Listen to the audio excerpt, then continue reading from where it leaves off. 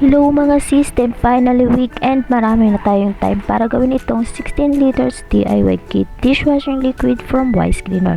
At dito nga meron tayong 3 steps na kailangan sundin. Kailangan natin dito ng 15 liters water.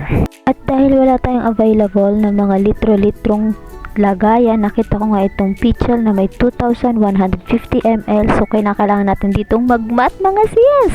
So ayan, kinumpute na natin dito 15 liters at 15,000. So kailangan natin ng 7 takal nitong pitchel. At bago nga lahat mga sis, linisan muna natin itong pitchel at timbang gagamitin natin sa paghahalo nitong dishwashing para maiwasan naman natin yung contamination, diba? Kahit sabon yung gagawin natin, magkakaroon pa rin yan ng contamination kung hindi malinis yung ating mga gagamitin. If nagtatanong kayo, bet ako nasa labas kasi nga sis, walang tulo sa mga lababo namin, sa CR, wala, as in, lalo lang ngayong weekend, ang daming gumagamit ng tubig, so mahirap talagang umabot dun yung tubig sa mga lababo.